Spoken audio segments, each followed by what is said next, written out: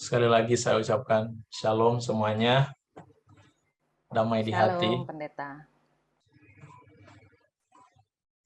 Puji nama Tuhan, dengan berkat dan anugerahnya kita boleh bersama-sama kembali pada siang hari ini, bersatu hati untuk belajar kasih Kristus, belajar mengenai cintanya. Sebelum kita mulai, sekali lagi kita tunduk kepala, kita berdoa. Ya Tuhan, Yesus Juru Selamat kami, besar dan mulialah Engkau Tuhan. Ketika kami datang dengan segala kerendahan, menundukkan hati kami di hadapan tahta-Mu yang kudus. Kami ingin belajar dari firman. Kami ingin diperbaharui dalam hidup kami. Kami sadar kami manusia yang syarat dengan dosa dan kesalahan.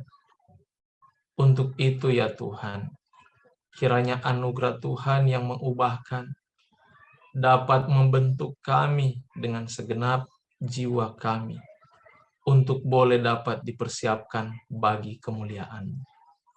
Tuhan, ini kami. Waktu ini kami ingin berikan kepadamu. Hamba-Mu yang Engkau gunakan, biarlah Engkau gunakan dengan sepenuh kuasa Roh-Mu. Menjamah lidah dan bibir ini Tuhan, boleh dapat berkata-kata dengan hikmat Tuhan, yang boleh memberikan pengertian mengenai takut akan Tuhan. Tuntun hamba-Mu Tuhan dan bungkus dengan bayang salib-Mu. Biarlah kemuliaan-Mu yang akan ditinggikan di tengah umat-Mu. Dan memberkati kami semua yang hadir. Memberkati setiap telinga yang mendengar, setiap mata yang melihat. Hati yang dibukakan kepadamu. Untuk boleh memperoleh damai sejahtera. Kemuliaan dan hormat bagi nama-Mu ya Yesus, Allah dan Juru Selamat kami yang hidup. Amin. Baik, saya akan share screen di sini, menyambung akan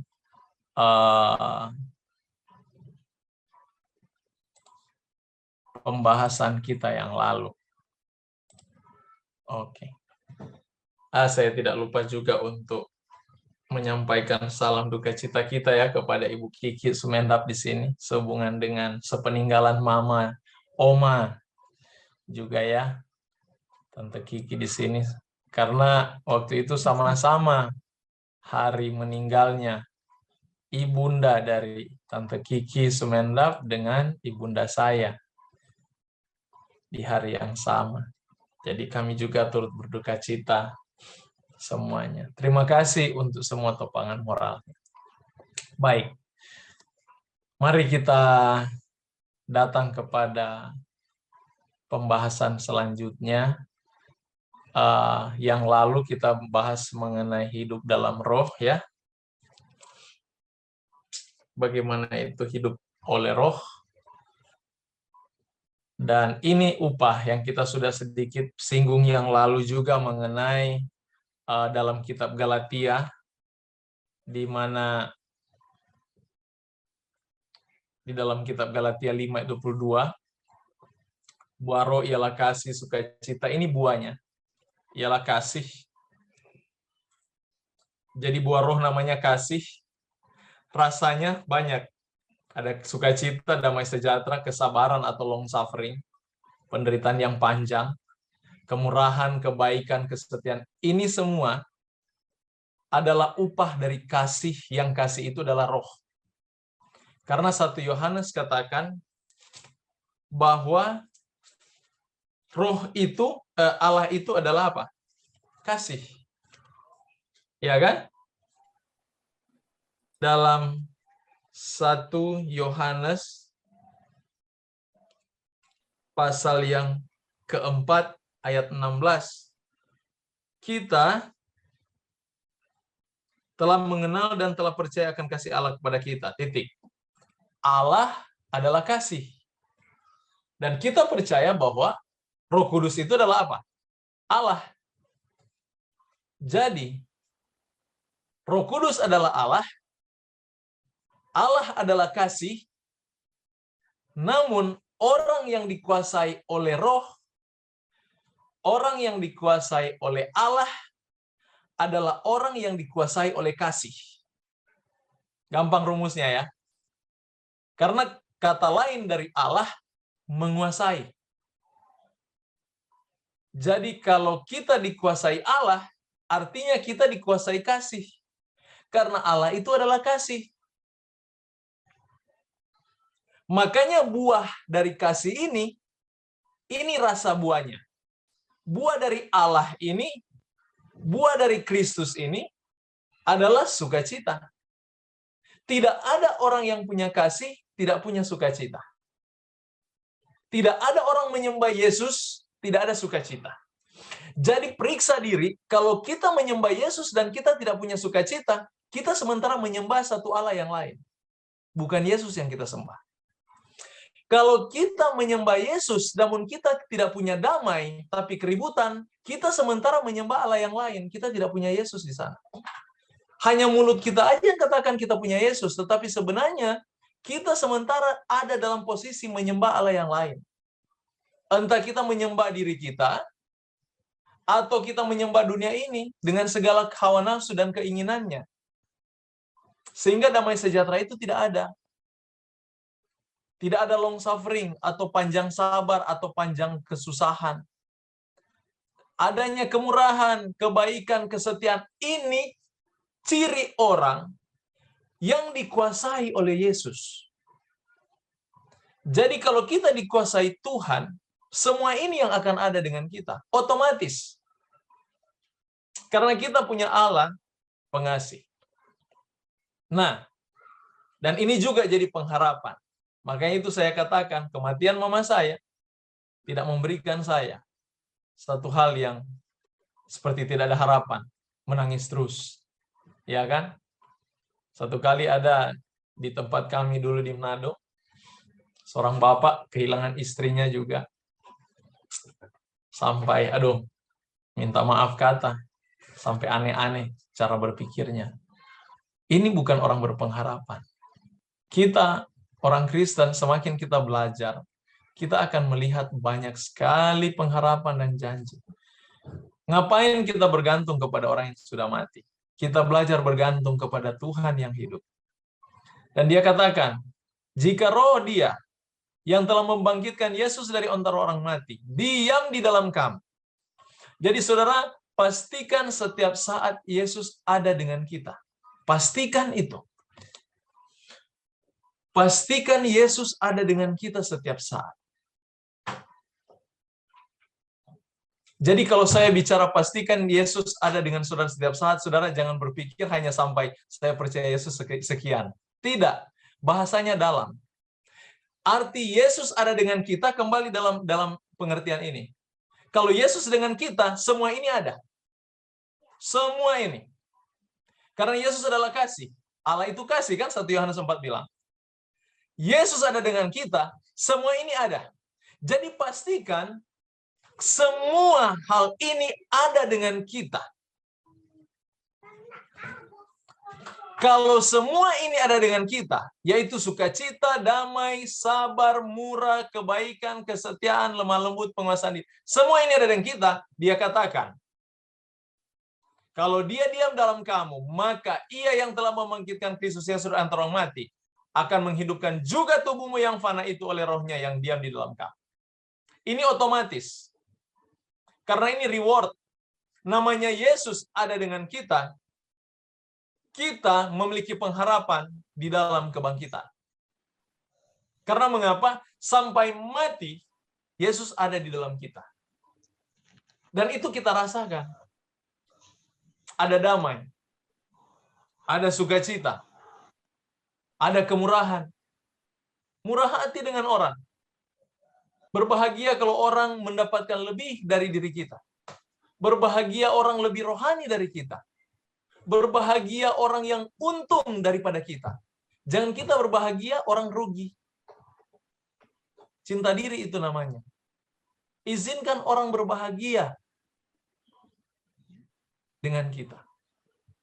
Makanya istri saya sering marah-marah sama saya. Kalau dia suruh belanja, saya paling malas menawar.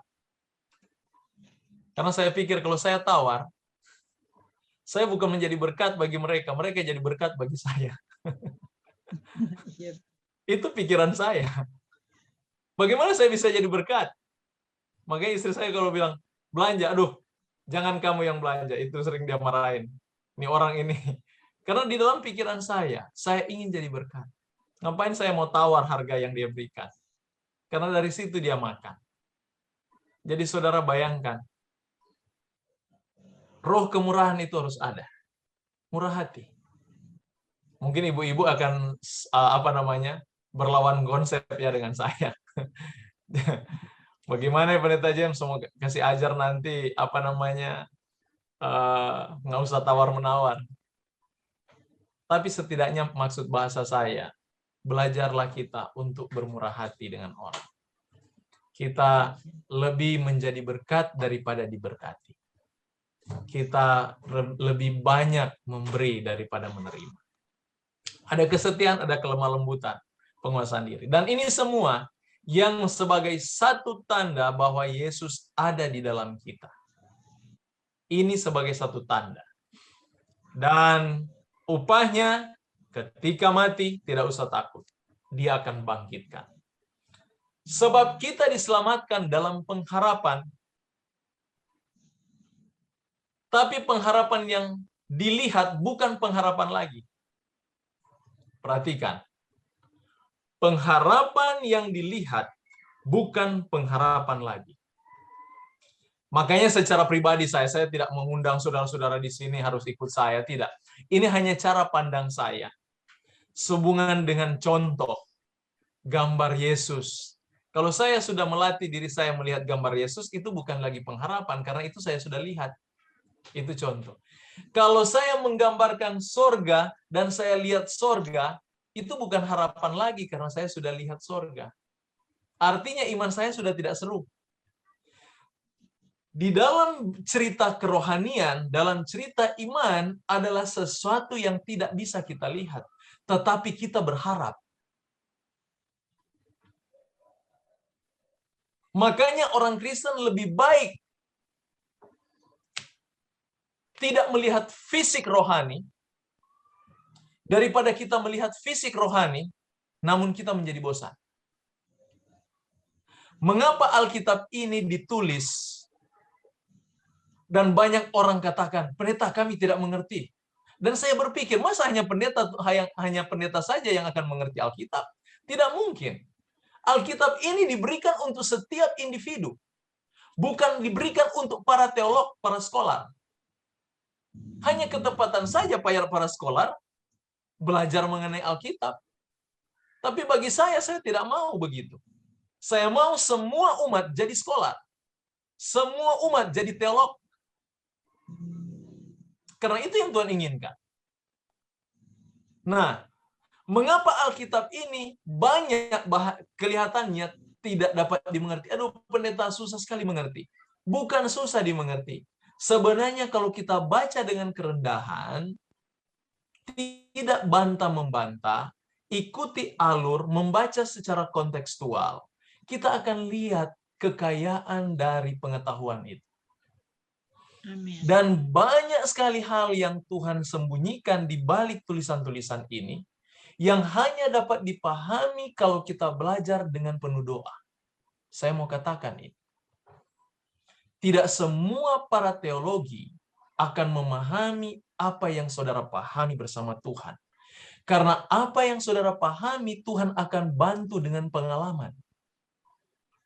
Dan itu yang saya rasakan. Saya tidak peroleh pengalaman itu di teologia. Di teologia saya hanya belajar bagaimana saya bisa melihat secara sistematik belajar Alkitab. Tetapi untuk memahami dan mengalami, Roh Kudus yang akan tuntun. Contoh, ini contoh. Waktu saya belajar mengenai kerendahan hati, dan itu sangat mengganggu pikiran saya. Itu sangat menggugah pikiran saya. Roh Kudus akan menolong saya dengan situasi, dengan pengalaman yang akan saya alami di hari itu, atau besok, atau lusa, saya tidak tahu, tetapi apa yang saya rasakan setiap kali saya belajar dan memberikan kesan, Roh Kudus memberikan kesan, Dia akan berikan kuasa kepada satu pengujian yang berhubungan dengan apa yang saya pelajari. Di sini saya tahu bahwa belajar Alkitab itu penuh dengan pengharapan.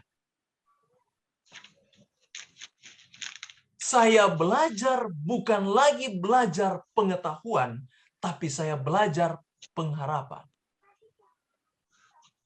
Saudara yang saya cintai dalam Yesus Kristus, ini yang dimaksudkan kitab Roma pasal 8, 24 sampai 26. Kita ini diselamatkan dalam pengharapan. Makanya orang Kristen kalau tidak ada pengharapan, dia gagal. Dan ingat tanda-tanda akhir zaman yang Yesus buat, yang Yesus katakan. Di dalam inspirasi Roh Kudus kepada Paulus dan Timotius. Dia katakan di akhir zaman banyak orang akan menyangkal kedatangan Tuhan yang kedua kali. Mengapa mereka menyangkal? Karena sudah tidak ada pengharapan. Mereka sudah sanggup menciptakan sorga di dalam imajinasi mereka dengan rancangan-rancangan yang bisa mereka buat. Imajinasi itu dibuat jadi kenyataan. Mereka mulai menggambarkan sesuatu hal dan mereka mulai menghubungkan antara rohani dengan duniawi. Akhirnya mereka menempatkan hal-hal sorgawi ditempatkan di dalam hal-hal duniawi. Mereka menggambarkan Allah itu sama dengan manusia. Mereka menggambarkan sorga itu sama dengan dunia. Sehingga pengharapan itu hilang.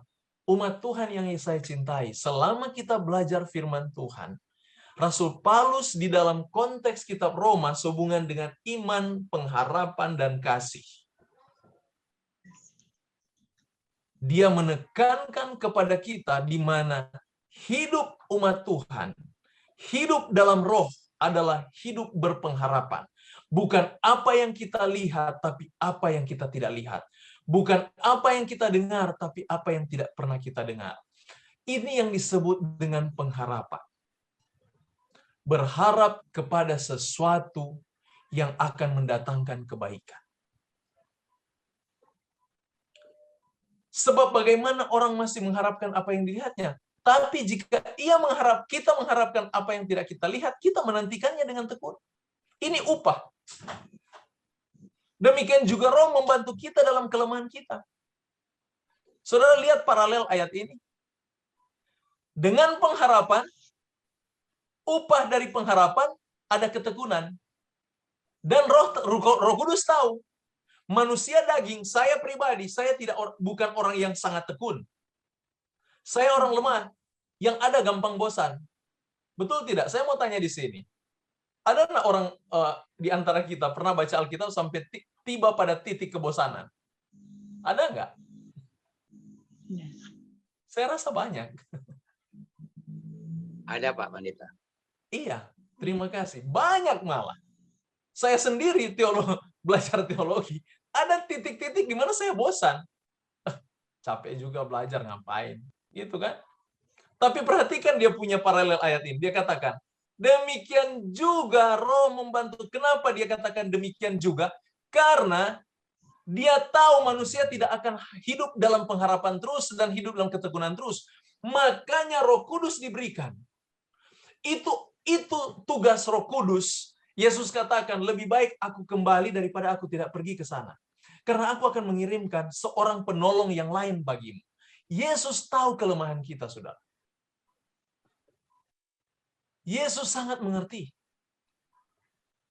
Makanya dia berikan Roh Kudus itu untuk membantu kita dalam kelemahan kita.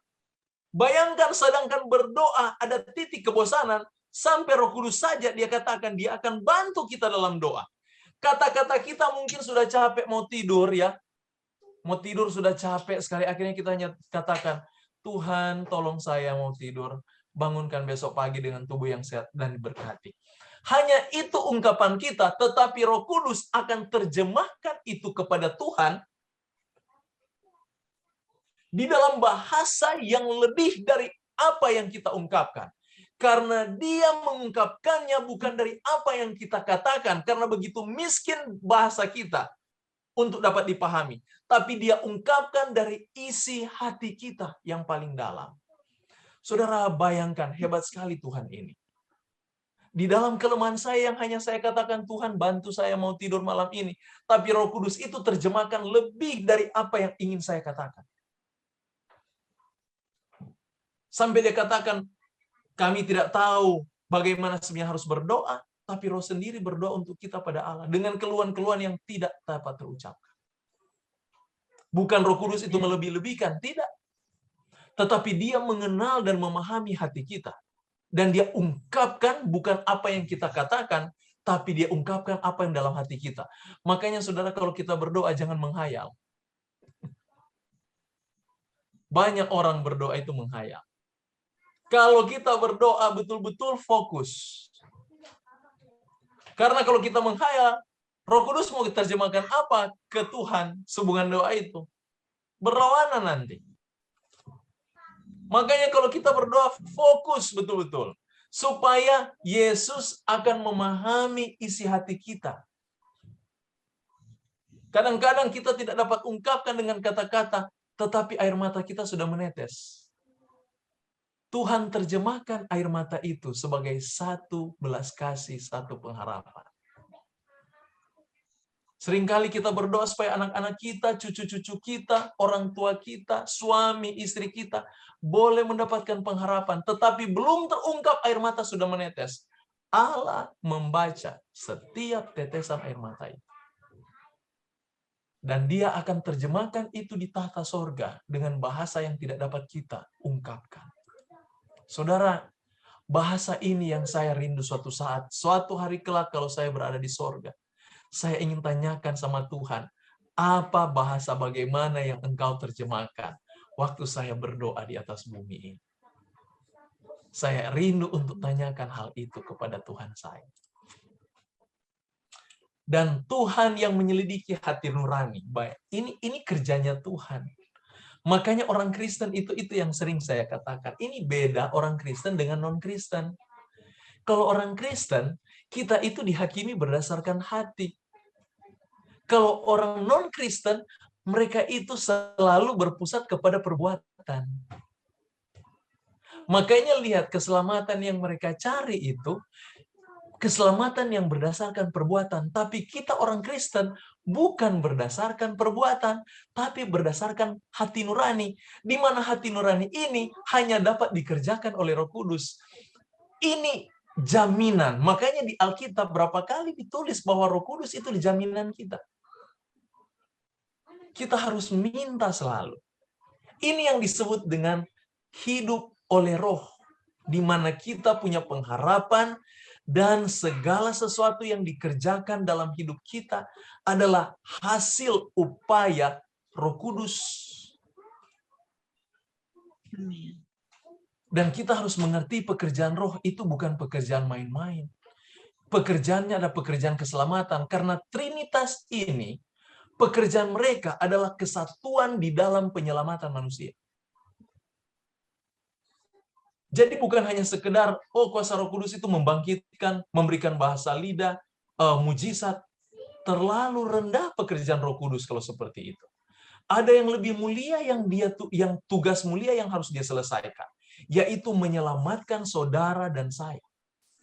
Menyelamatkan setiap pribadi-pribadi yang dalam kelemahannya harus dapat dimenangkan. Dan itu pekerjaan Roh. Dia menyelidiki hati nurani. Mengetahui maksud Roh itu bahwa sesuai dengan Allah berdoa untuk orang-orang kudus. Kita tahu sekarang bahwa Tuhan bekerja dalam segala hal untuk mendatangkan kebaikan bagi mereka yang apa? Mengasihi Dia. Saudara lihat, sekarang kita tahu bahwa pekerjaan Roh, orang yang hidup dalam Roh adalah pekerjaan Tuhan untuk mendatangkan kebaikan bagi siapa? Orang mengasihi Dia. Jadi sebenarnya tugas kita hanya satu. Kasihi Tuhan. Itu yang sering saya katakan. Semakin banyak saya belajar mengenai firman, hanya satu kesimpulan yang firman mau. Cintai dia. Hanya satu yang Yesus mau. Kasihi Tuhan Allahmu dengan segenap jiwamu, dengan segenap akal budimu, dengan segenap jiwa ragamu, dengan segenap seluruh elemen hidupmu. Kasihi dia. Dengan demikian, segala sesuatu yang akan kita lakukan di bawah tuntunan Roh Kudus, dia akan bawa kebaikan dalam hidup kita. Menghasilkan kebaikan-kebaikan yang bukan oleh usaha kita, tapi oleh pekerjaannya. Jadi kalau ada orang Kristen yang masih berusaha menjadi baik, dia belum mengerti mengenai pembenaran oleh iman. Sekarang di sini kita mengerti pembenaran oleh iman, bahwa semua itu pekerjaan Tuhan sendiri. Pekerjaan Kristus melalui rohnya dalam hidup kita. Orang yang dikasihi, yang dia kasihi, yaitu mereka yang terpanggil sesuai dengan rencana Tuhan. Sebab semua orang yang dipilihnya dari semula, mereka juga yang ditentukannya dari semula untuk menjadi serupa dengan gambaran anaknya. Supaya ia, anaknya itu, menjadi sulung di antara banyak saudara. Saya senang sekali dengan kata ini. Menjadi sulung di antara banyak saudara. Ketepatan saya anak yang sulung, saya tidak punya kakak. Baik di sepupu maupun di dalam kakak beradik, saya yang sulung. Saya tidak punya abang. Waktu saya baca ini, saya bersuka. Karena ternyata saya punya kakak yang sulung, yaitu Yesus. Dan perhatikan pernyataan ini. Kita harus mengerti di dalam konteks Roma pasal 8 ini. Paulus di sana sementara memberikan penjelasan sehubungan dengan panggilan khusus kepada bangsa Israel. Jadi dia mengarahkan pikiran orang Israel bahwa mereka untuk menyadarkan bahwa, hey, kamu itu dipanggil Tuhan dan kamu punya tanggung jawab. Sekarang kepada kita, ketika kita belajar bahasa yang sama, kita akan pahami. Hey James, kamu itu dipanggil Tuhan. Kalau kamu dipanggil Tuhan, ini saya sederhanakan bahasanya ya. Kalau kamu itu sadar kamu dipanggil Tuhan, kamu cintai dia. Karena Allah itu menyelidiki hati nurani yang akan membuat kamu menjadi baik. Mendatangkan kebaikan dalam hidupmu. Kamu sadari kamu dipanggil Tuhan. Itu ungkapan di dalam Roma 8 dan 9. Kalau saudara kita baca sama-sama. Jadi seringkali banyak pembaca dia salah tangkap. Mereka pikir di sini sudah ada predestinasi. Predestinasi maksudnya takdir. Seolah-olah Tuhan panggil James dan Tuhan menolak Kak Mia. Nanti saudara dapat, sebentar kita baca ayat-ayatnya. Ada di pasal 9. Dan kalau kita salah baca itu, kita akan berpikir Tuhan itu predestinasi. Pilih-pilih kasih takdirnya. Dia suka A, dia tolak A. Jadi akhirnya kita lihat, oh Yudas memang ditentukan untuk dibinasakan. Firaun dihidupkan karena dia memang harus dibinasakan. Bukan begitu, jahat sekali Tuhan seperti itu. Tapi kita harus mengerti pemahaman Paulus, konteks penulisannya ini dalam Roma 8 dan 9, kepada orang Israel dan semua orang yang dipanggil Tuhan supaya sadar bahwa kita yang dipanggil punya tanggung jawab. Tanggung jawab kita adalah mengasihi Tuhan kita dengan segenap hati. Karena secara otomatis kalau kita mengasihi Tuhan kita akan mengasihi musuh kita. Bukan hanya saudara yang akan kita kasihi. Musuh pun akan kita cintai. Saudara lihat itu. Kadang-kadang kita berdoa, Tuhan, sanggupkan saya mengampuni musuh-musuh saya.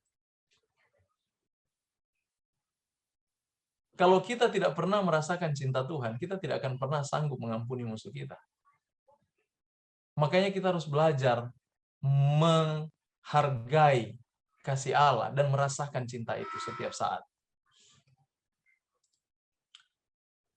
Ini pengharapan iman dalam Roma 8, 35 dan 37. Siapa yang akan memisahkan kita dari kasih Kristus? Penindasan atau kesusahan atau penganiayaan? atau kelaparan atau ketelanjangan, atau bahaya atau pedang. Tapi dalam semua ini, kita lebih dari pemenang melalui Dia yang mengasihi kita. Saudara, bayangkan Paulus mencatat ini karena dia merasakan kasih Yesus. Paulus adalah seorang yang memutuskan penghukuman pembunuhan kepada Stefanus. Paulus adalah orang yang meminta surat keputusan untuk membantai seluruh orang Kristen.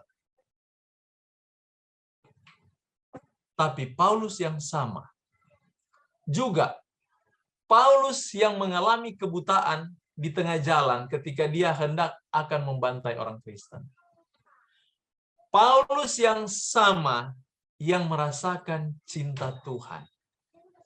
Saya bertanya, bagaimana dia dapat merasakan kasih Kristus itu sampai dia dibawa inspirasi Roh Kudus? Dia catat ini bukan idenya. Dia catat semua surat-surat ini karena inspirasi Roh Kudus, makanya ini disusun dalam kitab. Dia katakan, siapa yang akan memisahkan kita dari kasih Kristus? Tapi dalam semua ini kita lebih dari pemenang melalui Dia yang mengasihi kita. Paulus merasakan kasih Kristus yang dalam. Dan ini yang menjadi doa saya selalu.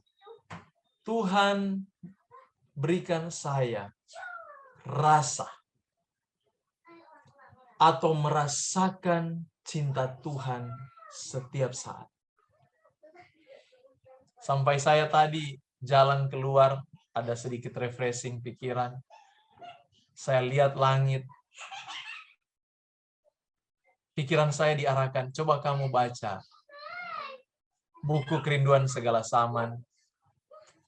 Coba baca Alkitab dalam kitab Yohanes. Dan saya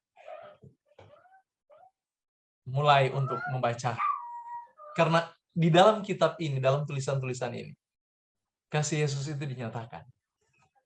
Jadi, usaha terbesar orang Kristen adalah mencari dan merasakan kasih Kristus. Seperti tadi pagi, renungan pagi saya sudah ungkapkan itu. Banyak orang Kristen menyatakan kasih atau cinta Yesus itu kamuflase. Kenyataannya dia tidak pernah mencintai Tuhan. Buktinya kelihatan dari hidupnya, dia masih suka membenci. Orang yang tidak ikut keinginannya, dia marah-marah.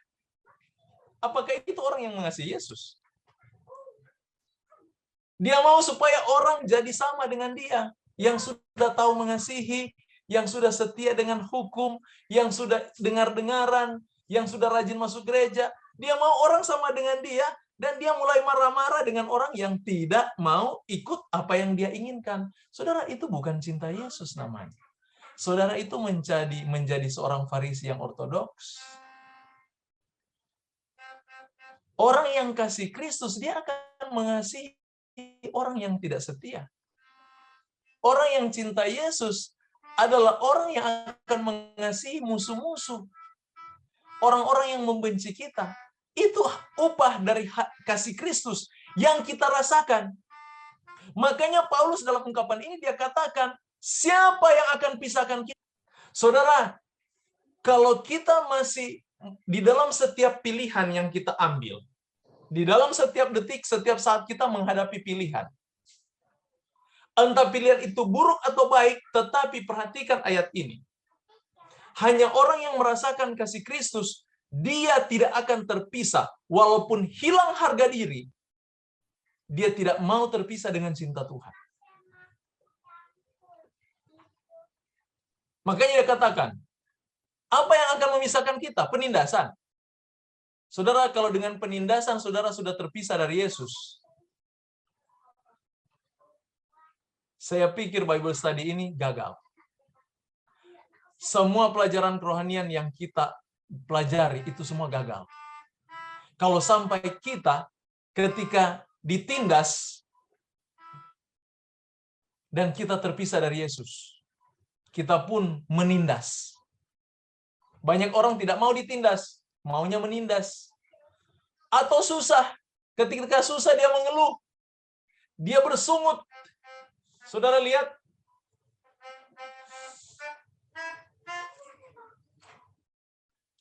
Dan yang kedua, dari penganiayaan. Seringkali kita mengalami penganiayaan, baik di jemaat, di dalam rumah, di mana saja kita dianiaya.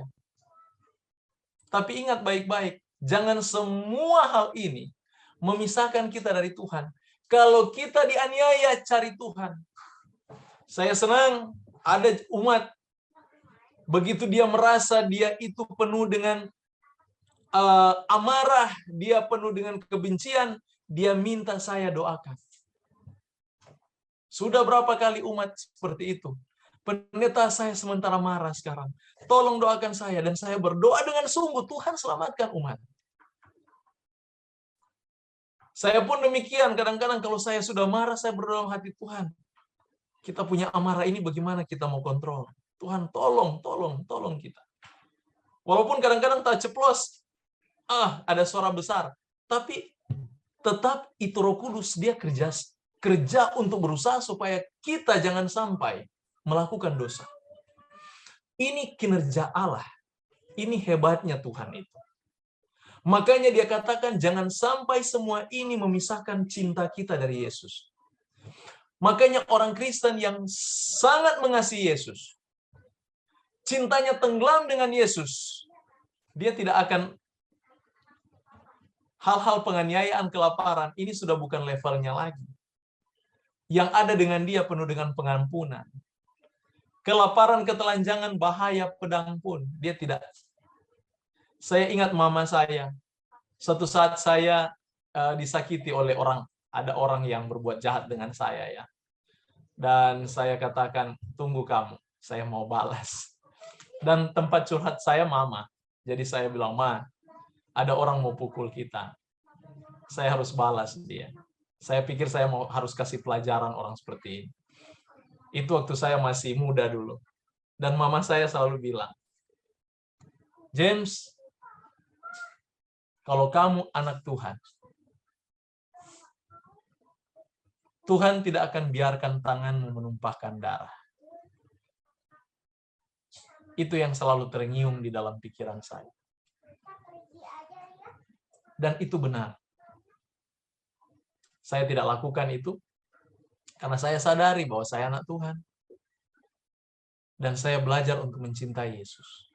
Kita semua di sini adalah orang-orang yang mau belajar mencintai Yesus.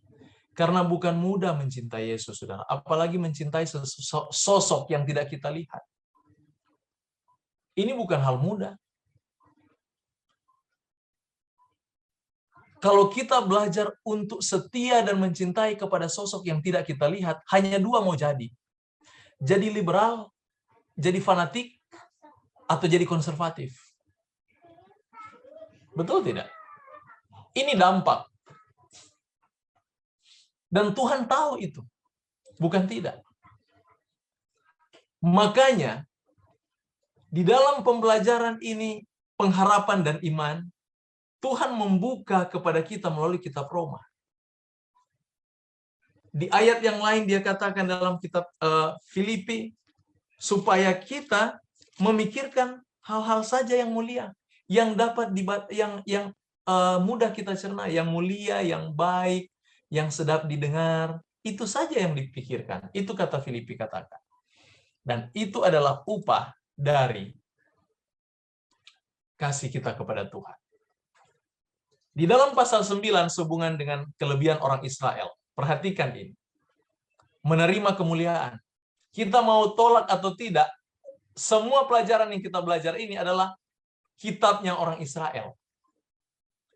Keuntungan mereka menerima kemuliaan dan pernah mengalami kemuliaan Tuhan. Allah menuntun mereka dengan tiang awan, tiang api. Belum ada manusia di kolong langit ini yang pernah makan makanan surga, kecuali orang Israel. Kita tidak boleh pungkiri itu. Mereka sudah mengalami banyak kemuliaan. Diangkat menjadi anak sulung Tuhan. Dia ungkapkan itu kepada bangsa Mesir. Bahwa Israel adalah anak sulungku. Bangsa ini yang menerima segala perjanjian. Semua janji-janji. Saudara boleh dapat itu dalam kitab Roma pasal 9. Kita sekarang masuk dalam Roma pasal 9. Mereka juga yang menerima pengajaran yang tepat dari Tuhan yang disebut dengan Taurat. Jadi kalau kita tidak belajar Taurat, bagaimana kita akan tahu akan kebenaran Tuhan? Nanti kita lihat sebentar ayatnya. Menjadi bapa leluhur keturunan ilahi. Hanya dari bangsa ini Yesus lahir. Tidak ada bangsa lain. Anak Allah turun di tengah-tengah bangsa Israel, bukan bangsa Indonesia. Saudara lihat? Makanya, bukan kita menganggap bahwa bangsa inilah yang nomor satu di dunia. Bukan, dan kita mendewakan mereka. Bukan itu. Tetapi ini yang dicatat dalam Roma pasal 9, gambaran yang Paulus ungkapkan dari ayat 1 sampai ayat 5, untuk mengingatkan bangsa Israel secara kontekstual saya bicara. Untuk mengingatkan bangsa Israel bahwa engkau adalah pilihan. Mengapa engkau sia-siakan pilihanmu? Dan ini menjadi panggilan bagi kita yang sudah terpanggil. Bangsa-bangsa lain, bangsa-bangsa di luar bangsa Israel, yang sudah dipanggil menjadi anak-anak Tuhan, bahwa kita memiliki tanggung jawab yang besar, yang Tuhan inginkan bagi kita. Di dalam Roma pasal 9 ayat 6 kita mulai di sana, dia katakan begini. Tapi firman Tuhan tidak bisa gagal. Walaupun bangsa Israel gagal untuk membawa firman-Nya, membawa kebenarannya, tapi dia katakan firman Tuhan itu tidak bisa gagal. Karena tidak semua keturunan Israel adalah orang Israel. Di dalam konteks ini, Paulus dia menggunakan bahasa teologia, pengertian teologis, sehubungan dengan ungkapan firman Tuhan kepada keturunan Abraham. Dia katakan begini, tidak semua keturunan Israel adalah orang Israel. Tidak semua yang dihitung keturunan Abraham adalah anak-anak Abraham. Tetapi perhatikan dia katakan, melalui Ishak keturunanmu akan dipanggil. Artinya bukan anak-anak daging yang adalah anak-anak Allah, tapi anak-anak perjanjian yang disebut benih yang benar. Jadi bahasa firman Tuhan ketika dia katakan kepada Ishak, kepada Abraham, melalui Ishak keturunanmu akan dipanggil, dia bukan berbicara secara daging. Secara teologis, Paulus menggambarkan panggilan itu bukan panggilan secara daging, tapi panggilan secara rohani, di mana dia berbicara perjanjian. Makanya tidak heran ketika ada di dalam bahasa-bahasa perjanjian lama yang saudara baca, ya. Kalau saudara baca buku kitab-kitab perjanjian lama, khususnya 5 Taurat Musa, Kejadian, Keluaran, Imamat, Bilangan, Ulangan, ada kata-kata inilah perjanjian yang kekal, inilah perjanjian yang kekal, yang seolah-olah itu secara konteks hanya merujuk kepada bangsa Israel.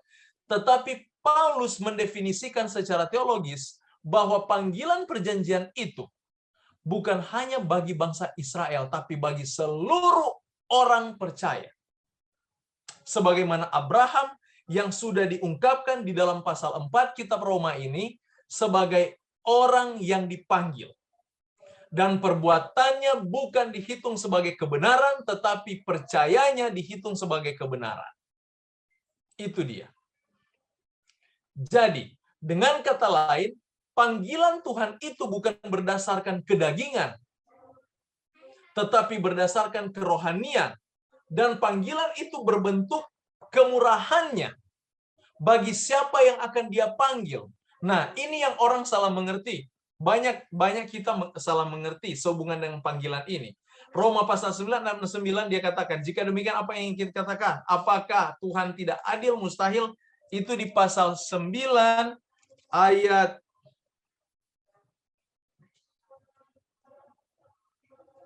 ini bukan 6 sampai 9. Saya salah taruh ayatnya. Jika demikian ayat 14. Ayat 14. Jika demikian, apakah yang hendak kita katakan? Apakah Allah tidak adil? Karena panggil yang satu, yang lain tidak. Ini kan sering kita salah mengerti di sini. Sehingga muncul dengan istilah predestinasi atau takdir. Allah yang menentukan. Dan seolah-olah kita tidak punya hak pilih. Bukan demikian cara Tuhan berpikir. Dia katakan, apakah Allah tidak adil? Karena dia berkata pada Musa, aku akan mengasihani siapa yang akan kusayangi, aku akan memberi belas kasih, sayang kepada siapa yang aku kasihi. Kalau di dalam Alkitab kita, aku akan bermurah hati kepada siapa aku mau bermurah hati. Jadi hal ini tidak tergantung pada kehendak orang atau usaha orang, tapi pada kemurahan hati Allah, hati Tuhan. Coba saudara bandingkan dengan bentuk baptisan yang digambarkan oleh Petrus dalam 1 Petrus pasal 3 ayat 21. Coba tolong 1 Petrus pasal 3 ayat 21. Tolong bacakan.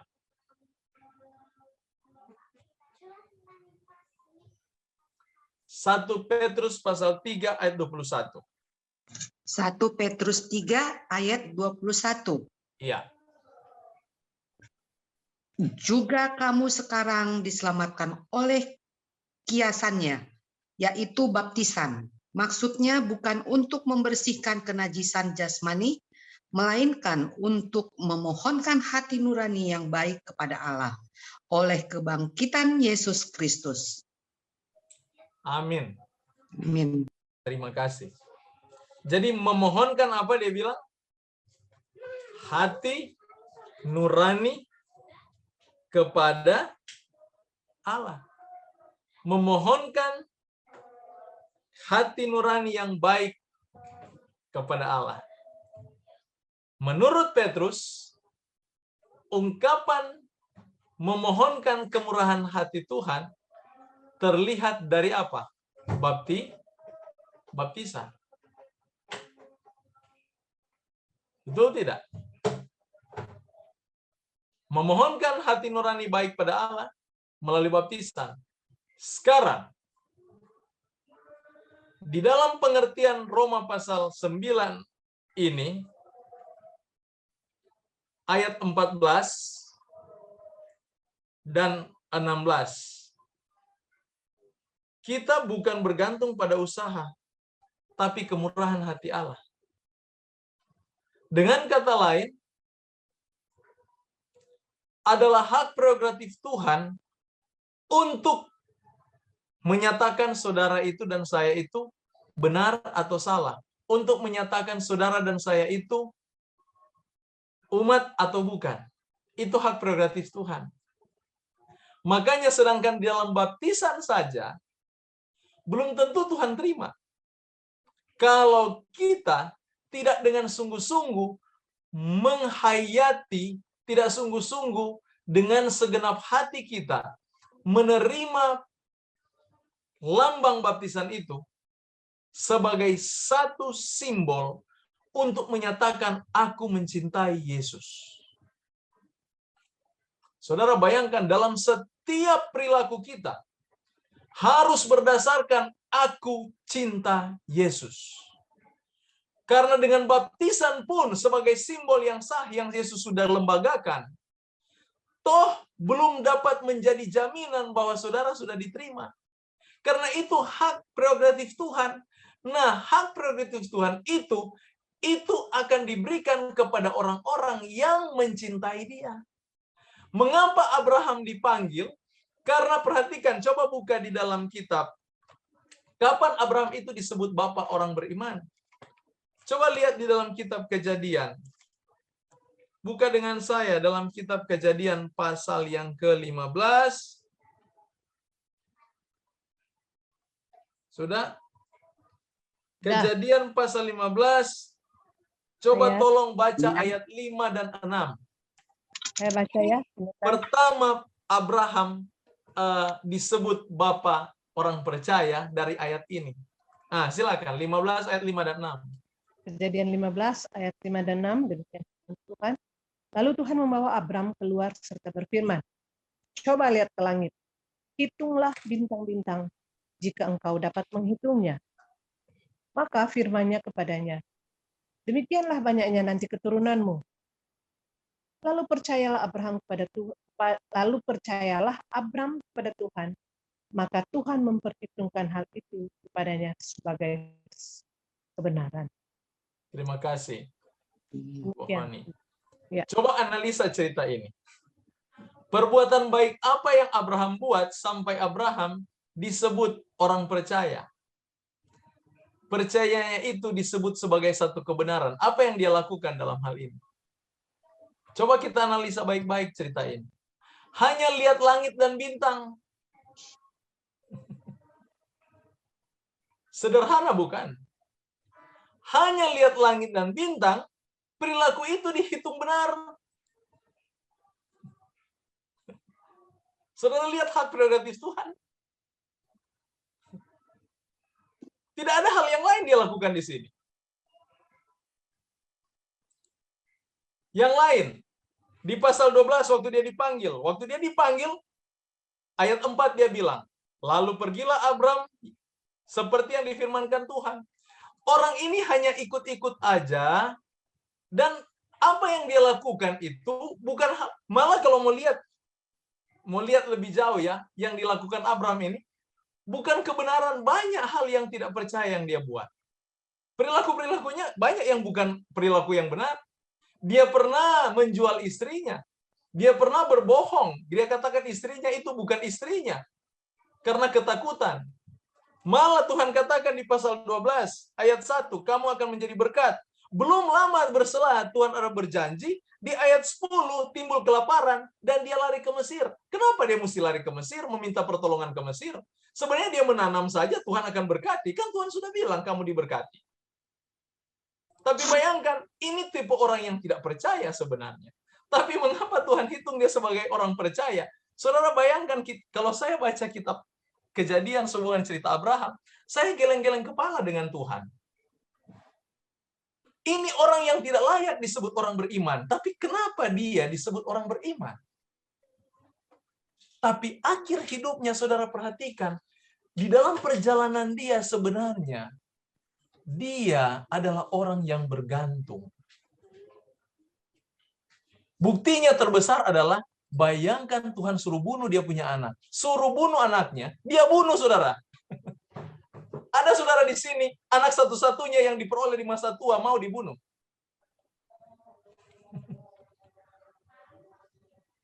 Saudara lihat, Abraham punya karakter ini. Jadi dia itu apa yang Tuhan bilang dia buat. Walaupun perilakunya banyak menunjukkan dia tidak percaya. Tapi apa yang Tuhan suruh dia lakukan. Sekarang di dalam kitab Kejadian pasal 15, hanya lihat bintang, Tuhan perhitungkan itu sebagai kebenaran. Ini yang dimaksudkan dengan hak prerogatif Tuhan, kemurahan Tuhan untuk menarik orang datang kepadanya. Jadi itu bukan usaha kita.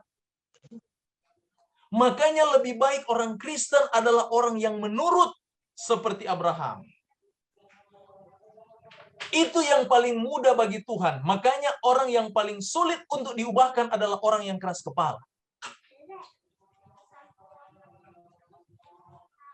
Dosa yang paling sulit untuk diubah bukan dosa membunuh, bukan dosa mencuri, bukan dosa berzinah. Yang sulit untuk diubahkan adalah dosa keras kepala.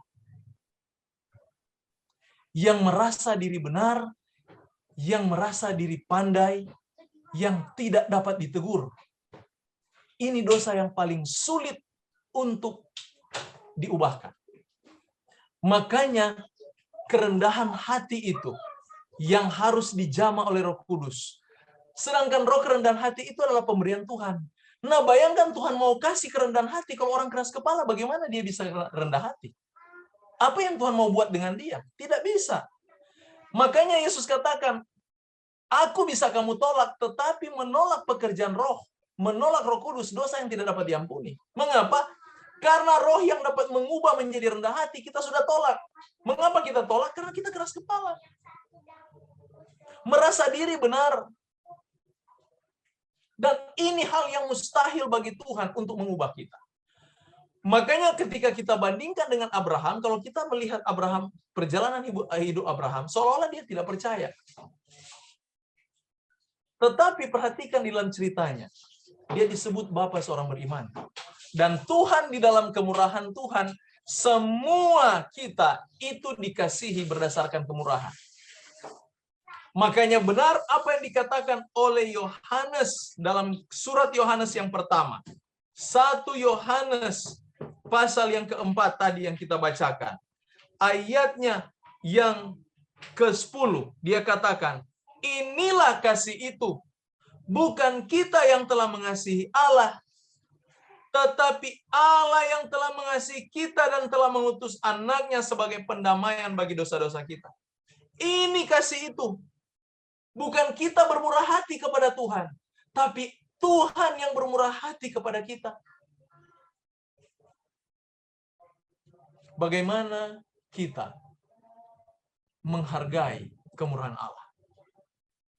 Bagaimana kita menghargai kemurahan Allah itu? Lihat kekurangan orang Israel. Jika demikian, apa yang hendak kita katakan? Ini, bahwa bangsa-bangsa lain yang tidak mengejar kebenaran telah beroleh kebenaran, yaitu kebenaran karena iman.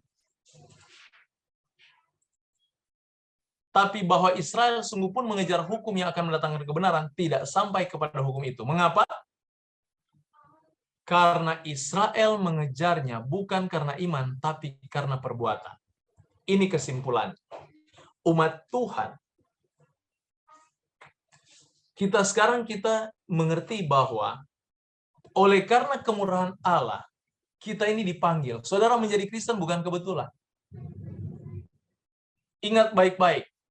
Saudara dan saya menjadi seorang Kristen, itu bukan satu kebetulan. Itu adalah hasil kemurahan Allah bagi kita untuk boleh mendemonstrasikan kasih-Nya kepada orang lain. Jadi kita dipanggil karena kita punya misi. Misinya adalah mendemonstrasikan kasih Allah yang saudara rasakan di dalam hidup saudara untuk dapat dilihat orang. Dan itu yang disebut dengan Injil. Injil adalah kabar baik. Pertanyaan, kabar baik apa yang saudara peroleh dari Tuhan, yang saudara merasa senang dengan Tuhan, dan ini yang saudara refleksikan dalam kehidupan saudara. Kalau saudara merasakan kelemah lembutan Tuhan, otomatis kita akan menjadi lemah lembut untuk dipantulkan kepada orang lain. Orang Israel gagal dalam hal ini. Karena mengapa? Orang Israel itu mengejar hukum bukan karena iman, tapi mereka lihat kepada perbuatan itu. Jadi mereka bukan merasakan kasih Allah. Kasih Allah hilang, tapi mereka lakukan hukum berdasarkan perbuatan. Itu yang jadi legalis namanya. Menjadi legalis. Makanya panggilan kita orang Kristen, umat Tuhan yang ditebus oleh darah Kristus. Kita ini dipanggil. Bukan sembarang dipanggil. Kita dipanggil dengan darahnya. Dan tanggung jawab kita adalah merasakan kasih Yesus. Dan sanggupkan orang lain merasakan apa yang saudara rasakan. Kalau sudah demikian cara hidup kita, sudah demikian pola pikir, perbuatan kita berhasil dalam penginjilan. Karena ini yang dimaksud Tuhan dalam penginjilan, yaitu kita menyerap kasih itu, kita menyerap Injil itu, kabar baik itu, kita menyerap berkasih Yesus itu, dan kita berikan itu kepada orang lain. Kita pantulkan. Bukan secara harafiah kita berikan, tetapi pantulan itu yang akan kelihatan. Sehingga genap apa yang Paulus katakan, engkau adalah surat Kristus yang dapat dibaca setiap orang. Jadi tugas orang Kristen jangan sampai menjadi gagal sama seperti orang Israel. Orang Israel gagal. Malah dia katakan mereka tersandung pada batu sandungan. Apa batu sandungan itu? Yesus. Batu sandungan itu. Mereka gagal. Ketika mereka lihat Yesus, mereka melihat dia, mereka salibkan dia. Karena mengapa? Mereka tidak dapat melakukan apa yang Yesus lakukan.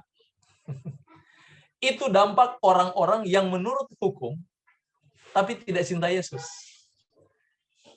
Ketika mereka melihat orang lain melakukan kebenaran dan kebaikan, mereka akan marah. Mengapa mereka marah? Karena mereka tidak dapat lakukan apa yang saudara lakukan, yang saudara terima dari Yesus. Jadi sesuatu yang baik yang kita peroleh dari Yesus, ketika kita pantulkan orang lain, mereka akan senang. Tapi ada orang banyak di luar sana, mereka tidak senang melihat itu. Yang akhirnya mereka akan aniaya kita. Mengapa mereka tidak senang? Karena mereka tidak dapat melakukan. Mereka melakukan semua kebenaran berdasarkan perbuatan mereka, bukan berdasarkan iman. Baik, sampai sini dulu pelajaran kita untuk Roma pasal 8, sebagian yang lanjutkan kemarin, sampai pasal 9. Sebenarnya ada pasal 10, tapi saya lihat waktu kita sudah tidak memungkinkan. Kita datang saja kepada pertanyaan, tambahan, sanggahan, saya persilakan.